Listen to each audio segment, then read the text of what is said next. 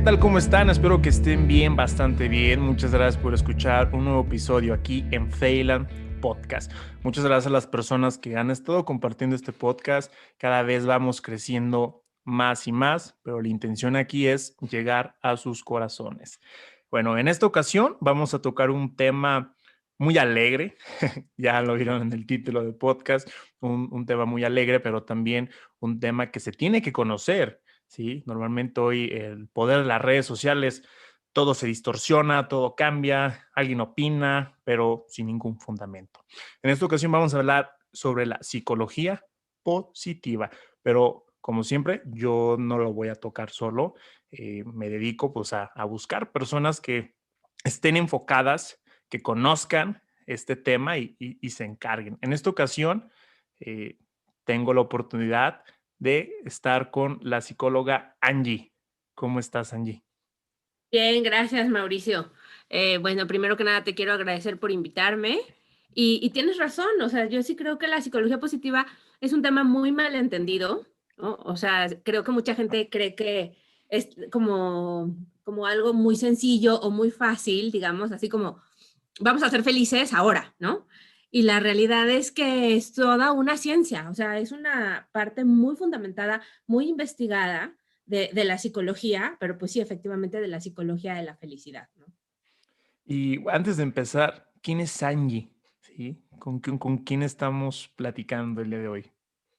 Bueno, Angie, yo soy psicóloga clínica, tengo una maestría en psicoterapia gestalt, pero ya tengo varios años dedicándome a trabajar con lo que son terapias de tercera generación, que serían terapias basadas en mindfulness. También soy maestra en la Universidad de Anáhuac, doy clases como inteligencia emocional y por supuesto psicología positiva, y también tengo ya como 7 años dando clases de psicología positiva o psicología de la felicidad, si prefieres llamarle así. Y sí, yo, como te estaba compartiendo, Angie, hace un año más o menos me topé con un libro, ¿no? La búsqueda de la felicidad, ¿no? Un libro amarillito y me llamó mucho la atención, no tanto por el título, sino abajo que decía Tal Ben Sahar, maestro de la clase de la felicidad. Ah, chihuahua, hay una clase para ser felices. O sea, entonces empecé a conocer el libro, lo empecé a leer, me empezó a llamar mucho la atención y también cambiar ese concepto de la felicidad, que hoy en día todos buscamos ser felices, pero ¿a qué costa? Entonces me gustaría ya comenzar. ¿Qué es la psicología positiva? ¿Es para ser felices? Pues mira, yo te diría, como tú mismo acabas de decir, que ser felices no es, como le digo a mis alumnos, no es un switch, ¿no? Ser felices es un trabajo continuo. La frase que a mí más me gusta mencionar es que nuestro cerebro no está diseñado para que seamos felices. Nuestro cerebro está diseñado para que sobrevivamos, ¿no? Entonces, cuando tomas eso en cuenta, pues ser feliz es un trabajo. O sea, ser feliz es salirte del patrón para lo que está diseñado tu cerebro. Por lo tanto, implica trabajo, implica poner atención en determinadas cosas, implica cultivar ciertas emociones, implica trabajar temas como la resiliencia o como la gratitud. O sea, son muchos elementos los que forman la psicología positiva o psicología de la felicidad. Como tú decías hace rato, ¿necesitamos clases para ser felices? Sí, o sea, sí necesitamos, no sé si clases, pero sí por lo menos un entrenamiento para poder ser felices, para aprender a ir construyendo momentos que poco a poco nos vayan llevando o acercando a esa felicidad. Y sobre todo entender que no hay una meta. O sea, en la felicidad no hay una meta. Es aprender a vivir cada momento de tal manera que seamos felices en ese momento. Entonces, muchos de los recursos o de las herramientas que vamos a platicar hoy tienen que ver con ese entrenar la mente para ser felices. Y me llamó mucho la atención ahorita lo que dijiste, ¿no? Que la mente no está diseñada para ser feliz, está diseñada para sobrevivir. Y sí, hace mucho lo escuché, que la mente, bueno, no sé, tú qué opinas, igual para sobrevivir, pero incluso está diseñada para sufrir. Y, o sea, está diseñada para vivir algunas experiencias de las que se huye, ¿no? Mm, ¿Cómo, cómo reprogramar, Angie? ¿Cómo, bueno, hackear, ¿no? Hackear, no, mejor dicho, cómo conocer esta cuestión de la supervivencia y de la felicidad. Mira, la mayoría de las reacciones que nosotros tengamos, sobre todo las reacciones instantáneas, van a estar determinadas por el mecanismo de lucha-huida. Entonces, eso quiere decir que nosotros, aunque nuestro cerebro ya no es un cerebro primitivo, porque ya tenemos muchos años de evolución, el cerebro, la amígdala, sí sigue reaccionando desde esta parte primitiva de supervivencia. Entonces, pues el tipo de reacciones que vamos a tener normalmente van a tener con el mecanismo de lucha, huida o parálisis, ¿no? Entonces, como decías hace rato, a lo mejor vamos a huir, a tratar de huir de lo que nos ocasiona sufrimiento, o nos vamos a enfrentar y vamos a decir, no importa, yo puedo con esto y más, entonces sería el mecanismo de lucha, o simplemente nos quedamos paralizados. Entonces, lo que nosotros tenemos que hacer es entrenar a nuestra mente para que no tenga este tipo de reacciones tan impulsivas y empiece a generar más conexiones hacia la parte frontal del cerebro, que es la parte del neocórtex, que es donde podemos ya cultivar otro tipo de emociones. Porque en la parte más nueva del cerebro sí hemos cultivado emociones, sí hemos generado conexiones que nos llevan a cultivar emociones de bondad, de amabilidad, de altruismo, de conexión con los demás. Entonces tenemos que tratar de entrenar a la mente, ahora sí que como una frase muy común de mindfulness, ¿no? En donde pones tu atención, eso crece, ¿no? ¿En qué vamos a poner nuestra atención? Vamos a poner nuestra atención en esas reacciones un poco impulsivas, primitivas que tenemos, o vamos a entrenar nuestra mente para tener reacciones de amor, de amabilidad, de positividad, de gratitud, de altruismo, etcétera, ¿no?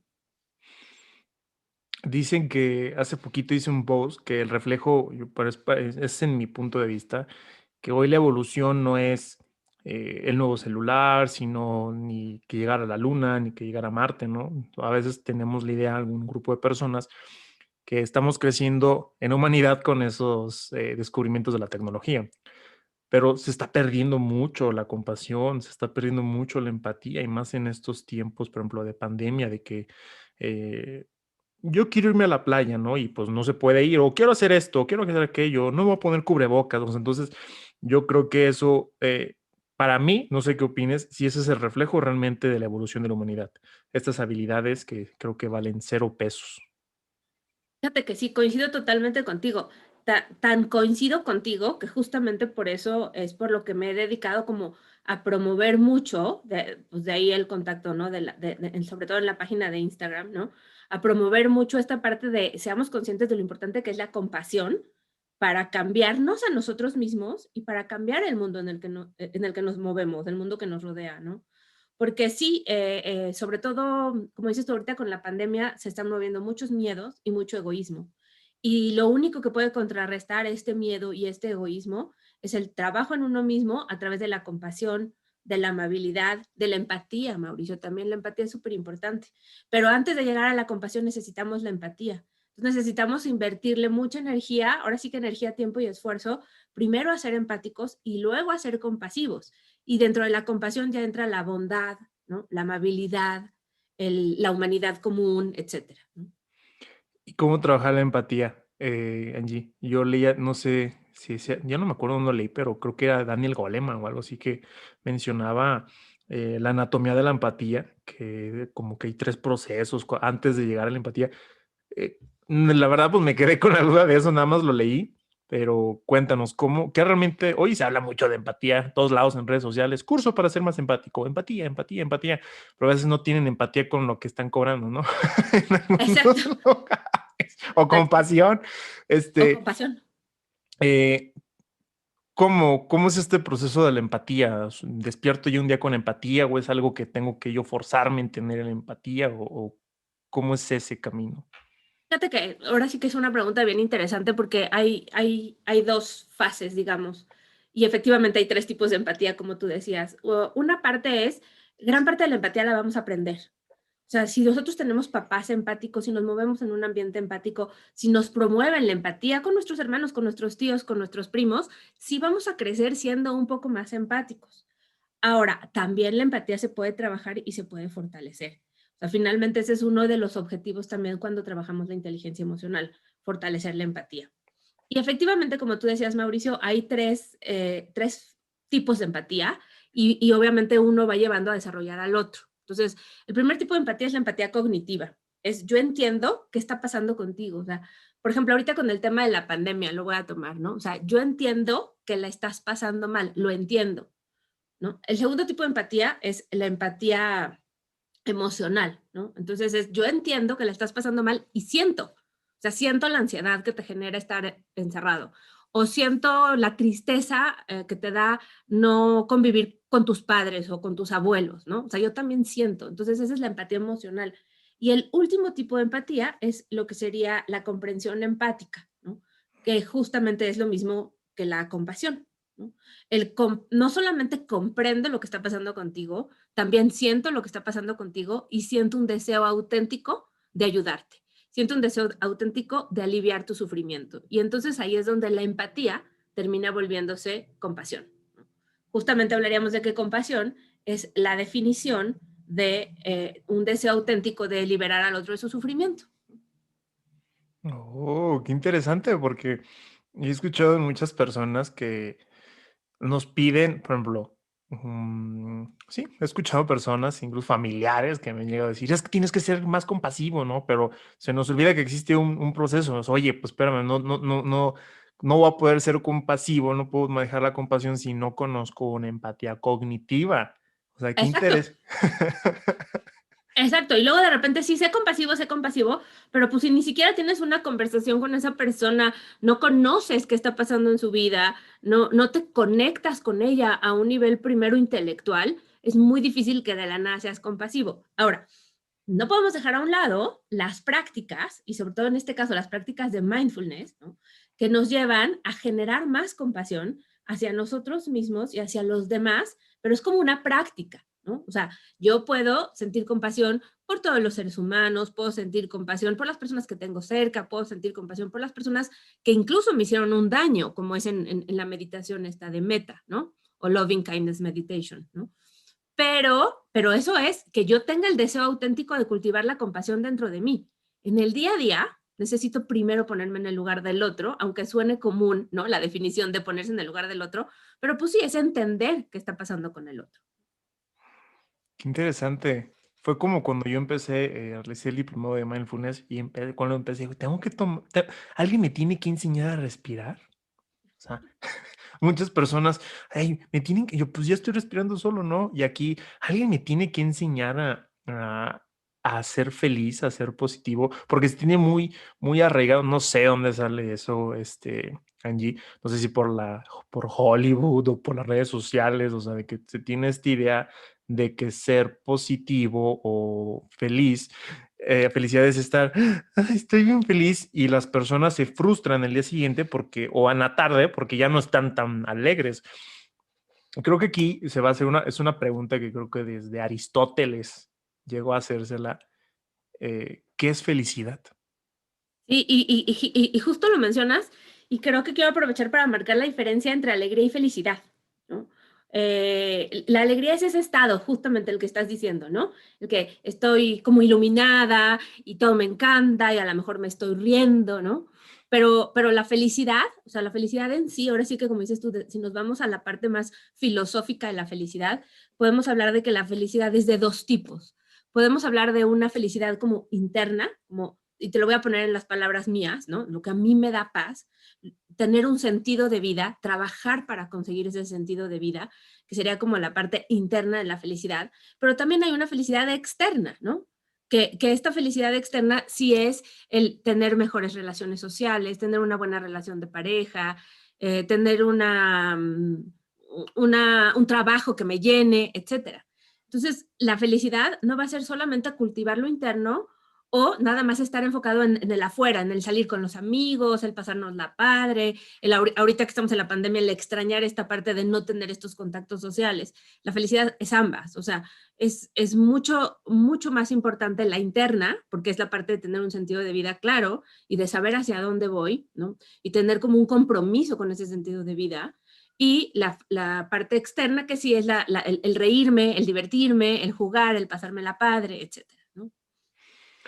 Oye, Angie, y ya yo tengo duda hasta para la pronunciación, ya sabes, de estas siglas, de que maneja mucho la psicología positiva, que aún me quedan muchas dudas y también mucho que practicar, porque una cosa es la teoría, una cosa es decir conceptos, pero otra cosa es llevarlo a la práctica diaria.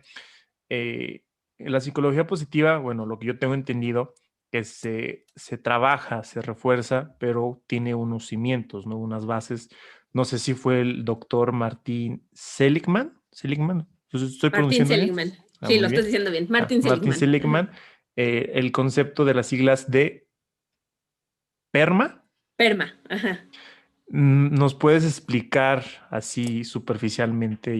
Yo sé que se puede desglosar un buen hasta hacer un episodio de 3, 4 partes sobre qué es PERMA, pero ¿en qué constituye las siglas PERMA? Fíjate que, si me permites, me gustaría contarte primero cómo llega Seligman a esto, porque es muy curioso.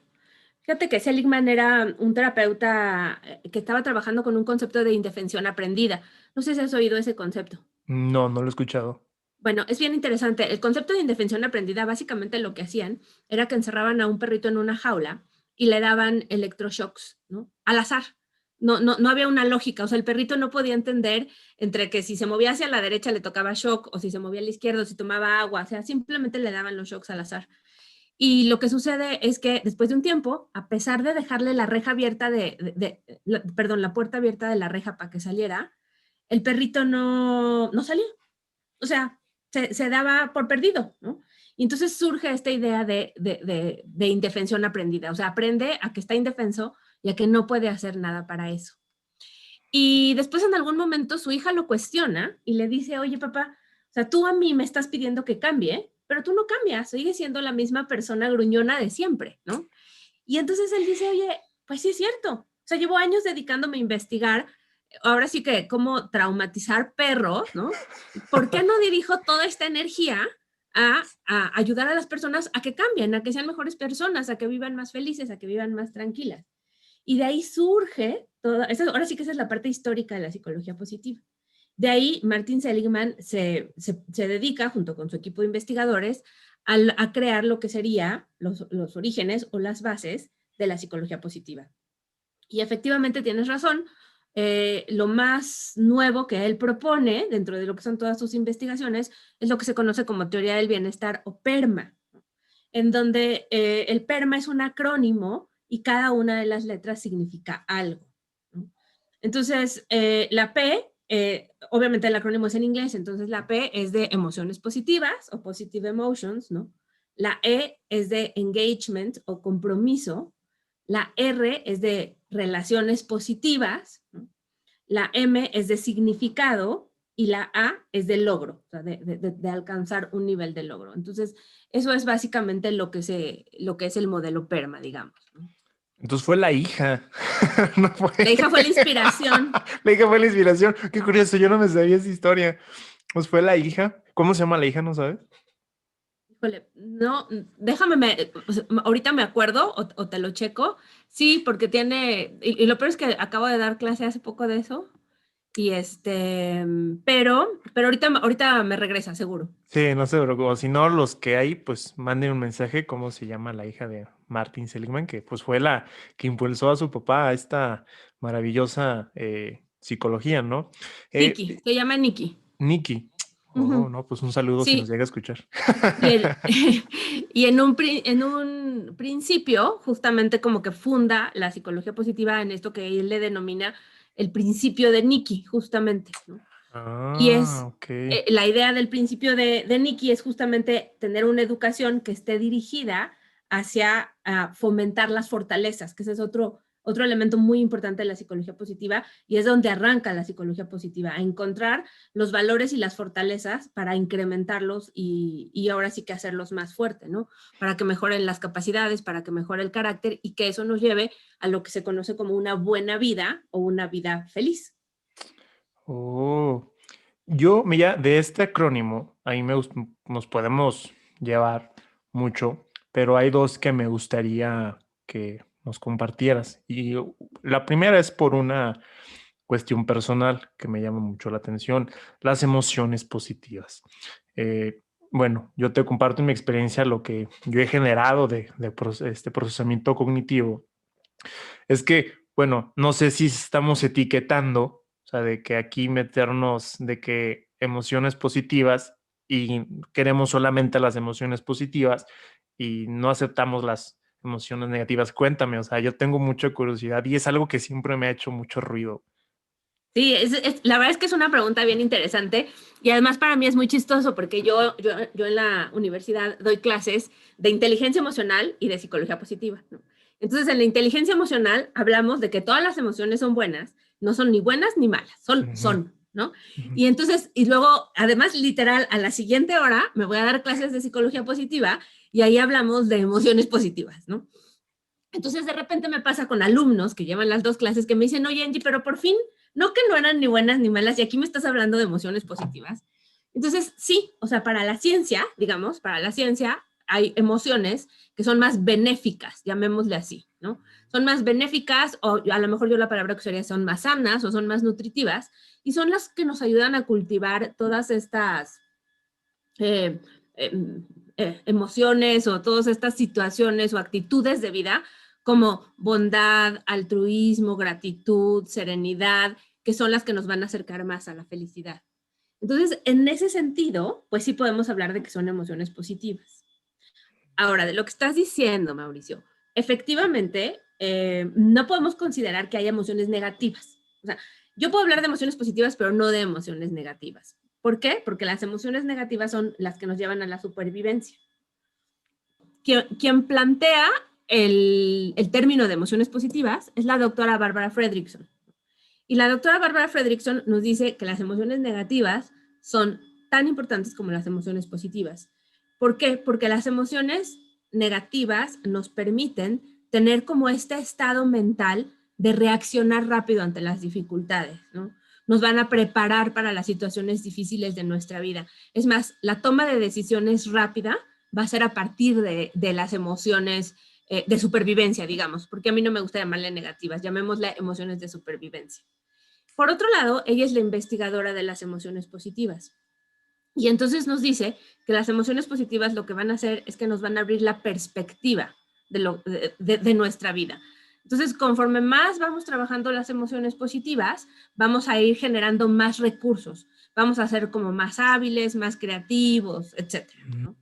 ok, entonces, bueno, a ver si entendí bien. Entonces, las emociones positivas eh, nos dan habilidades Exacto. y nos dan habilidades para que las emociones de supervivencia no nos consuman. O sea, de que no nos la pasemos siempre reaccionando, o sea, de que, o sea, como que haya una cuestión racional, una habilidad, o mejor dicho, una gestión emocional. O...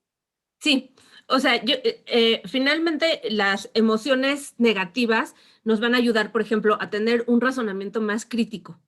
Nos van a volver como lo que te decía yo, para tomar decisiones difíciles, más hábiles para tomar decisiones difíciles. Nos van a llevar a tener una mejor percepción de la realidad y la adaptación para la supervivencia. Entonces son muy importantes, ¿no? Son las que nos han mantenido, ahora sí que vivos a lo largo de todos estos años, ¿no? Oh, qué interesante, y muchas gracias por aclararme ese concepto que me ocasiona mucho luego, porque igual yo veía en Mindfulness la atención plena, que pues emoción, emoción, y después leía psicología positiva y decía, oye, emociones positivas, pues, qué onda, no? A las personas, ¿qué les voy a decir? Porque sí me llegaron a decir, oye, pues andas diciendo que no existen emociones. Dijo, no, pues ahí sí, son mis limitaciones, pero muchas gracias por aclararme esta duda y también a las personas que nos están escuchando. Claro, y es que sí tienes razón, en mindfulness es la emoción que viene, la acepto, la respeto, la dejo ir y no la etiqueto, al revés, ¿no? Etiquetarla casi casi sería lo contrario a mindfulness, ¿no? Sin embargo, hablamos de psicología positiva y entonces decimos emociones positivas y emociones de supervivencia, como les llamo yo, ¿no? Pero tradicionalmente serían negativas y pues sí, como que no concuerda. Lo importante es saber que, y fíjate que te lo voy a relacionar justo con el tema de mindfulness, ¿no? El mindfulness nos sirve muchísimo para cultivar las emociones positivas, ¿no? Entonces, la integración para mí sería las emociones negativas, acéptalas, déjalas ser, digamos, y las emociones positivas, cultívalas. Mm, qué interesante. Estoy muy bueno, ¿eh? Me está gustando mucho esto. Eh, el segundo, que también me llama mucho la atención, es el flow. Sí, he escuchado últimamente que el flow, pero qué es el flow, Angie? Pues mira, el flow este concepto fue descubierto por un autor que tuve que aprender en Google cómo decirlo correctamente, entonces te voy a presumir, Ah, ¿no? sí. Se ¿Cuál? llama Mihail Csikszentmihalyi, así se llama el nombre, ¿no? Y él lo que estaba trabajando, o él lo que estaba investigando era el tema de la creatividad, fíjate. O sea, él estaba investigando con personas sumamente creativas. Y al trabajar con personas sumamente creativas, descubre que todas las personas que son sumamente creativas entran en este, digamos, en este mood o en este rollo en el que sienten que están como totalmente conectados con el universo o con algo más grande, pierden la percepción del tiempo, pierden la percepción del espacio también a veces, están sumamente atentos y concentrados en una tarea, ¿no? Se olvidan de sus necesidades básicas y entonces están en un modo, digamos, de total creatividad, ¿no? Entonces, finalmente a este modo a este flow, ¿no? A este flujo, si le queremos decir en español, ¿no? Se va a llegar también trabajando, ¿no? Pero hay un reto, o sea, no es así como de, ok, bueno, ya voy a entrar en flujo, con permiso, Mau, ahorita estoy en flujo, ¿no? Ujú. No, o sea, el reto que tiene la tarea para que la tarea nos permita entrar en flujo o nos permite entrar en flow, es que la tarea tiene que ser lo suficientemente desafiante para mi nivel de habilidades, ¿no? Entonces, el ejemplo que yo les doy muchas veces a mis alumnos es, ok, si tú ahorita me dices, mira, Angie, yo aquí te invito a que te pongas a procesar estas ecuaciones aritméticas, por supuesto no voy a entrar en el más mínimo flujo, porque cuando la tarea me representa algo muy elevado hacia mi habilidad, o sea, mucho más difícil para lo que yo soy hábil, entonces voy a entrar en estrés, voy a entrar en ansiedad y voy a acabar abandonando la tarea. Lo mismo sucede si la tarea es muy sencilla, ¿no? O sea, si tú a mí Mm. ahorita me dices, por Angie, como psicóloga, ¿no? Por favor, ponte a calificar estas pruebas psicológicas. O sea, me voy a dar la aburrida de la vida porque tiene muchos años, ¿no? Que ya no califico pruebas psicológicas, ¿no? Entonces ya no, mi habilidad ya, o sea, ya me resulta algo rutinario, ya me resulta algo aburrido, entonces tampoco entro en flow. Entonces, lo ideal es encontrar tareas que tengan un nivel de dificultad acorde a nuestras habilidades. Y entonces ahí sí ya es mucho más fácil porque entro en total atención y concentración y me dejo, ahora sí que me dejo llevar por el flujo, entro en flow. Ya entendí. Bueno, a mí me pasó hace ratito, grabé lo que te está diciendo y se me olvidó. A veces se me olvida comer. O sea, cuando Sí, estoy grabando los podcasts. O sea, estoy tan entrado, por ejemplo, ahorita puedo decir, estoy tan entrado que se me olvida totalmente lo que está pasando, ¿no? O sea, se me olvida. Y estoy aquí viéndote, escuchándote y creo que se asemeja mucho, no sé, la película ahorita de la de Soul, no sé si la viste, claro, de que está tocando el piano y que se van a un lugar donde está como un lado astral, un lado del universo, sí. O sea, creo que es el ejemplo, ¿no? Se puede decir que estás tan involucrado en tu proceso que, que te desprendes totalmente. totalmente. Es que justo, y eso que dices de la película de Soul es muy claro cómo lo ejemplifica, ¿no? Porque además justamente es una habilidad, es una situación creativa, ¿no? La persona está en total atención, en total concentración, y lo que se ha visto que pasa es que literalmente sí se generan nuevas conexiones neuronales. Por eso llegan a la creatividad. Entonces sí, podríamos decir, para relacionarlo con la película de Soul, que entras como en un nivel de conciencia distinto. O sea, sí, sí, sí te desplazas, sí viajas. Y por eso es por lo que llega Csikszentmihalyi ahí, ¿no? Llega justamente porque él está investigando la creatividad. Entonces, ¿por qué las personas son más creativas cuando entran en flow? Pues justamente por eso, porque como se desprenden de necesidades, preocupaciones y entran en este nivel de conciencia distinto o entran generan estas nuevas conexiones neuronales, pues es cuando terminan siendo mucho más creativos, como vemos en la película. Yo tengo una duda, esta salió ahorita. ¿Qué opinas tú, bueno, hablando de creatividad, todo esto de flow? Yo he escuchado a personas de que usan algunas sustancias, psicodélicos, drogas, que las necesitan para entrar a esto, ¿no? Que me dicen, no, es que yo necesito fumar esto, tengo que consumir esto, porque si no, no me concentro, si no, no entro en flow. O sea, ¿tú qué opinas de esto? No moralmente, o sea, ni de que si es bueno o si es malo, sino de cuestión científica y de cuestión de tu experiencia. Yo creo que es que tendríamos que hablar específicamente como de la droga y las consecuencias que tiene, ¿no?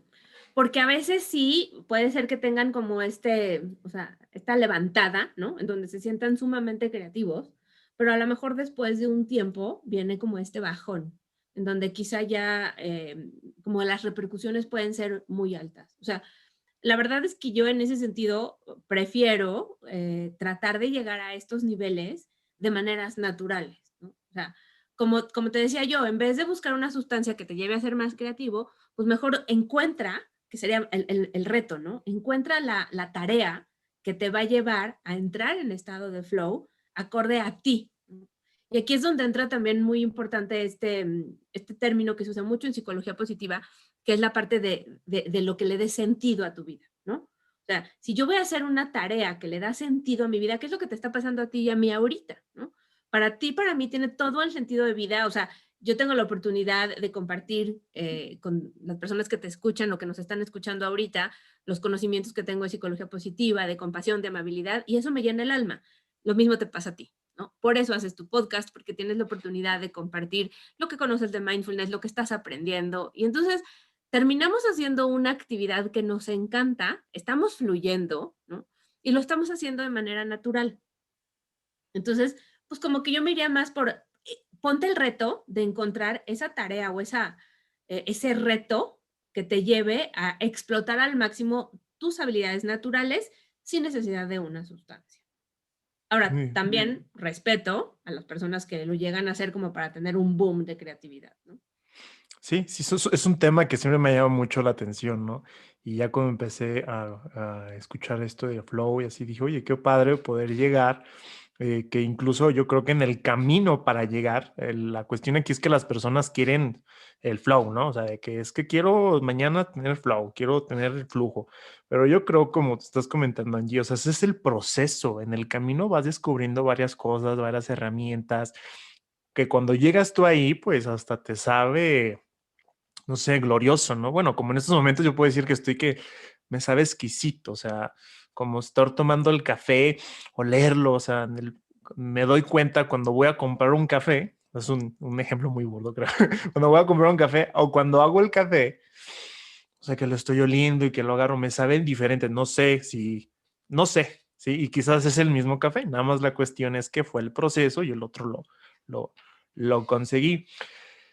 Híjole, está muy interesante, me está gustando mucho esto, estoy aprendiendo mucho. Eh, Quiero hablar, igual tiene que ver mucho con la psicología positiva, esta cuestión de la resiliencia, ¿sí? Estos temas que estoy tocando son porque los veo mucho en redes sociales, pero creo anteriormente hay un podcast que ya saqué ahorita que es sobre la cuestión del coaching, de que cómo incluso toman algunos conceptos de algunas ramas, por ejemplo, de psicología positiva, ¿no? Y nada más te hablo de puro flow. Y la plática es de puro flow, pero olvidan las otras herramientas, ¿no?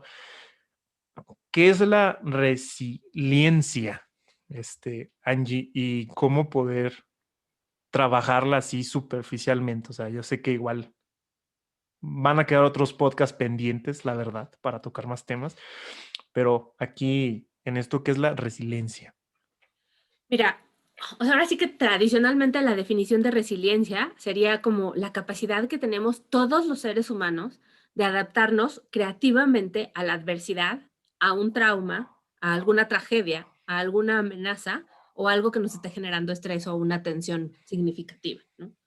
A mí una definición que me gusta mucho es la idea de como de rebotar, ¿no? Como de recuperar la forma después de una experiencia difícil, ¿no? Como un resorte, ¿no? Como de, y obviamente la parte de la resiliencia, pues no solamente implica recuperarte, sino que salir engrandecido, salir como más fuerte o con más recursos o con más habilidades.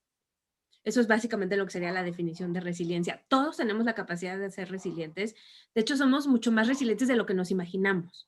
O sea, siempre nos imaginamos que si me llega a pasar esto, pero me voy a morir, pero no voy a poder respirar, pero me voy a ahogar. Y la realidad es que ya que estás ahí y ya que lo estás viviendo, te das cuenta que quizá no fue tan duro o aunque haya sido duro, estás bien al final del día, ¿no? Conocí yo este concepto por la pronunciación del neuropsiquiatra, no sé si lo conozcas, Boris Boris Cyrulnik. Cyrulnik. Empecé a leer su libro, me empezó a llamar mucho la atención de que cómo él, es lo que, ya esto sí es para terminar. Esta es una pregunta que también aborda esto. Hoy nos encontramos en una época con un alcance tecnológico muy grande, con grandes investigaciones, con incluso en el celular todas las respuestas, ¿no? De hecho, de la historia, todo, ¿no? O sea, hoy el alcance es enorme, ¿no? De la facilidad de pedir la comida, o sea, no estamos en el punto, pero resulta que estamos en la época donde las personas se sienten más solas, las personas se sienten más infelices. ¿Por qué relaciono esto de Boris, no? A mí me llama mucho la atención la Segunda Guerra Mundial, siempre me ha gustado. Y toda esta situación que pues fue muy desagradable para la humanidad, lo que fue el Holocausto, todo esto de las personas judías. Pero también me llamó mucho la atención que como muchos los que sobrevivieron al Holocausto se transformaron en neuropsiquiatras, Víctor Frank, sacaron teorías así de que, órale, o sea, marcaron una historia, ¿sí? También la alumna esta, se me fue el nombre de la alumna de Víctor Frank también. Yo ¿De quiero, Edith? ¿Hablas de Edith? de Edith, La de la bailarina de de la Auschwitz. bailarina de Auschwitz, o sea, a mí me impresiona mucho y pues vivieron realmente algo muy feo, o sea, horrible para la humanidad, pero a partir de eso todo el legado que han dejado y están dejando, pero hoy en día tenemos tantas facilidades que no sé si a veces dice Edith que el holocausto nos lo estamos ocasionando en la mente. Somos prisioneros. O sea, ¿tú cómo ves esta problemática de que incluso existe la psicología positiva, existen muchos tratamientos, pero hoy estamos en la época más infeliz de la historia? Pues fíjate que yo creo que te respondería un poco desde la parte que tocamos hace rato del ego, ¿no? Del ego y la compasión, del egoísmo y la compasión, ¿no? Finalmente, sí, estamos en una época en donde tienes toda la razón, los índices de depresión y suicidio son los más altos, ¿no? Que ha habido en comparación a muchas otras épocas, ¿no? La ansiedad que también se está manejando, pues se calcula que alrededor de 80% de la población va a sufrir algún tema relacionado con ansiedad, ¿no? Y yo creo que es porque estamos muy dentro de nosotros. O sea, estamos pensando es que a mí no me salió, es que a mí no me tocó, es que ¿por qué yo me perdí de esto? ¿No? Ahorita, pues con el tema de la pandemia, es mucho eso, ¿no? Yo no veo a mis amigos, yo me quedé sin graduación, yo me quedé sin presentar esto, o sea, entonces creo que lo que nos está haciendo falta es salir un poquito más, ¿no? Darnos cuenta que las cosas a veces pueden parecer muy graves, pero que en realidad no lo son, que nosotros contamos con más recursos internos de los que creemos que contamos, ¿no? Como empezar a creernos que tenemos muchas más habilidades de las que tenemos, darnos cuenta que las cosas cambian y en vez de enfocarnos en las pérdidas que estamos teniendo, enfocarnos en lo que sí estamos ganando, ¿no? Confiar en que las cosas son temporales, aceptar que el cambio es parte de la vida, ¿no? Tener una postura de perspectiva, ¿no? Como maneja mucho también Edith en su libro, ¿no? Esta parte de la esperanza, ¿no? O sea, mantener siempre una esperanza de que las cosas van a ser mejores, ¿no? Y pues por supuesto también un proceso de autocuidado, pero no un proceso de absorción dentro de mí mismo, sino de cuidarme. O sea, cuidarme, checarme, ver qué necesito, salir al mundo. Y como le digo yo muchas veces a mis pacientes, ir y venir, ¿no? Entonces vengo conmigo, checo qué necesito, pero también salgo al mundo, no me quedo clavada en mi mundo interior, sino que salgo al mundo y veo qué puedo hacer por los demás. Entonces llegamos a la compasión, al altruismo, a la bondad, que son todas estas cualidades relacionadas con las emociones positivas, relacionadas con las fortalezas, que finalmente nos obligan a salirnos de nuestro mundito y hacer algo por los demás, ¿no? Y en ese sentido, pues hay muchos estudios científicos que demuestran que las personas que son altruistas o que están enfocadas en ayudar a los demás tienen mejores sistemas inmunológicos, son más longevas, cultivan más emociones positivas, se defienden mejor ante las enfermedades, etcétera. Y sí, y fíjate, y fue porque escuché, esto es la primera vez que voy a decir esto en el podcast porque se me hace un poquito polémico, no sé qué opinas tú. Lo primero no, fue un meme que vino, que es que una persona del 2021-2020 viaja a 1950 y le dice a una persona de 1950, mira, en este aparato, en el celular, tengo todas las respuestas a todo. tengo la solución, puedo pedir esto, puedo hablar, mandar un mensaje en Australia y así. Y la persona en 1950 le pregunta, ¿y cómo te encuentras? No, pues mal. Entonces, ¿para qué te sirve todo eso? Esa fue la primera, ¿no? Y después la segunda, que se me hizo un poco polémico, no sé qué opinas tú, que dice que el mundo está dividido en dos dimensiones. La primera dimensión es el mundo ahorita que vivimos, del consumismo, todo esto. Los problemas que se están viviendo son de sociedad, o sea, es el suicidio, principalmente ansiedad y depresión. Mientras en África, no se, ellos no tienen, así decía, ellos no tienen tiempo para pensar en depresión. Ellos no tienen tiempo para pensar en ansiedad y menos en suicidio. Ellos están buscando la manera de sobrevivir. A mí, en serio, Angie, me quedó la piel helada, me quedé. Y decía, problemas de primer mundo, ¿no? Lo de nosotros, pero no sé cómo, ¿tú qué opinas de esto? De que, o sea, viendo a las personas, no sé, yo no conozco las cifras de África, no, pero no creo que estén en el top 3 de depresión, de ansiedad ni de suicidio. No sé si se les haga un tamizaje a ellos, pero ellos tienen otros tipos de problemas y nosotros manejamos otros tipos de problemas incluso en el mismo mundo. Sí, yo creo que, pues sí, esto va a ir muy en relación a lo que te decía hace rato de dónde voy a poner mi atención, ¿no? O sea, ¿en dónde escojo poner mi atención? Escojo poner mi atención en todo lo que me falta y en todas las carencias, y pues sí, o sea, termino pensando a lo mejor en algo de suicidio, porque no estoy enfocando mi atención en donde debería, ¿no? O en donde me daría más paz, a lo mejor relacionándolo justamente con el tema del podcast, ¿no? Yo muchas veces le digo a mis pacientes, a ver, tú, ¿qué decisión tomas que te dé paz a ti? No para quedar bien con tal, no porque es lo que toca, no porque es lo que debes, porque es lo que a ti te va a dar paz. En ese sentido, yo creo que quizá, ahora sí, como dices tú, no puedo afirmar, pero pienso, ¿no?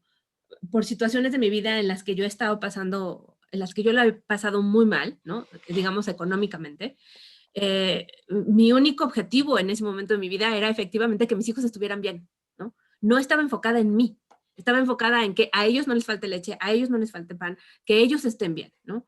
Entonces, para nada ponía la atención en mí y de repente, como dices tú, pues a lo mejor ya en la noche llegaba y decía, uf, estoy muerta, uf, estoy molida, uy, no debía haber hecho esto, ¿no?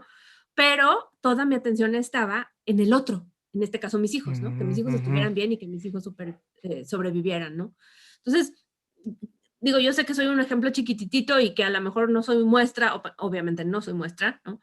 Pero sí creo que es dónde vas a poner tu atención, en lo que a ti te falta, en lo que no puedes controlar, en lo que se salió de tu imaginación, de tus expectativas, y entonces eso te genera sufrimiento, ¿no?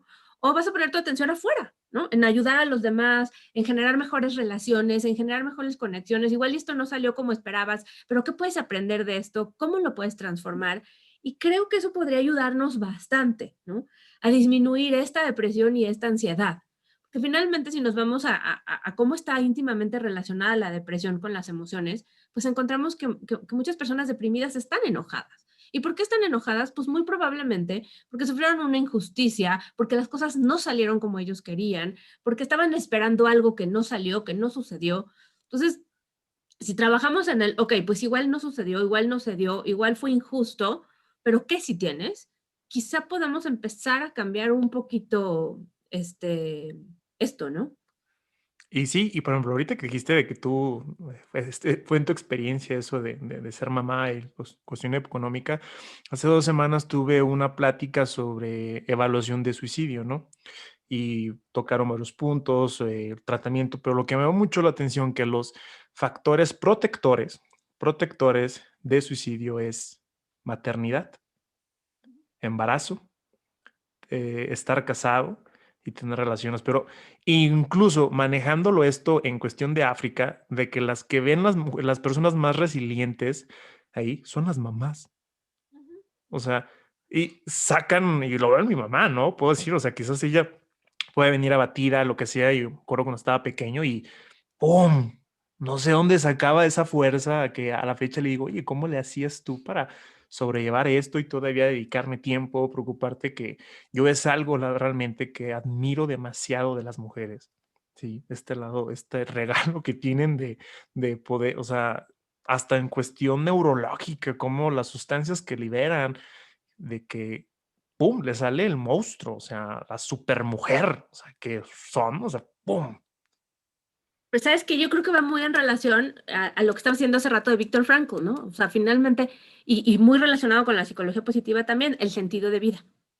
O sea, si tú tienes un sentido de vida, y en este caso, en todos los ejemplos que me dijiste, ¿no? El embarazo, los hijos, la relación, o sea, el sentido de vida puede ser mi pareja, puede ser mis hijos, pero si tengo claro ese sentido de vida, voy a dirigir toda mi energía hacia conseguir ese sentido de vida, ¿no? Y entonces, pues, ahora sí que se relaciona con lo que decíamos de Viktor Frankl, ¿no? Finalmente él es el que propone el concepto de sentido de vida como tal.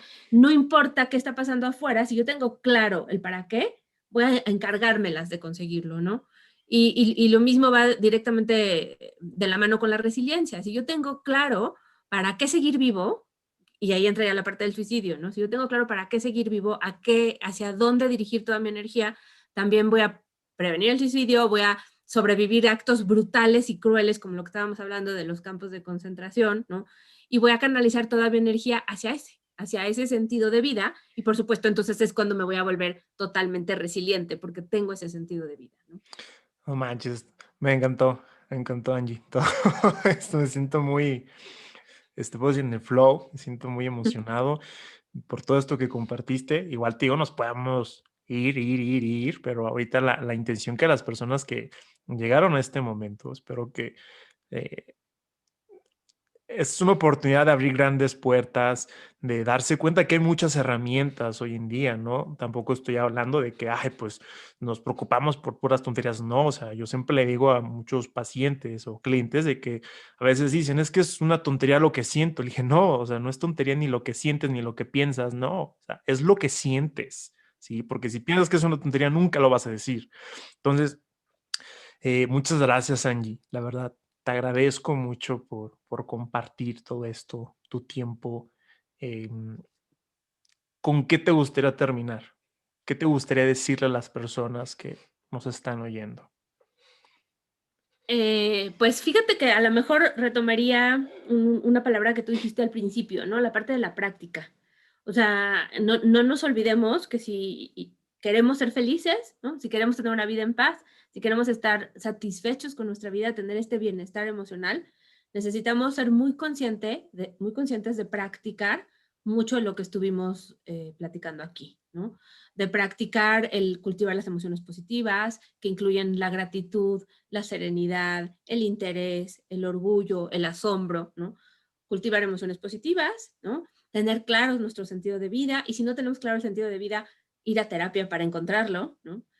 Y por supuesto, pues tener este estilo de vida que nos lleve a prestar atención plena o mindfulness, ¿no? En el día a día, además de la práctica regular de lo que sería como la meditación. Ahora sí que la práctica formal y la informal del mindfulness sí creo que hace una gran diferencia en el acercarnos a la felicidad. Muchas gracias, Angie. Muchas gracias también a las personas que llegaron hasta ahorita.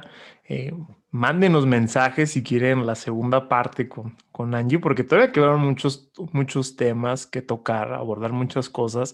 Pero bueno, las personas que estén interesadas en acudir con Angie, ¿dónde te podemos encontrar, Angie?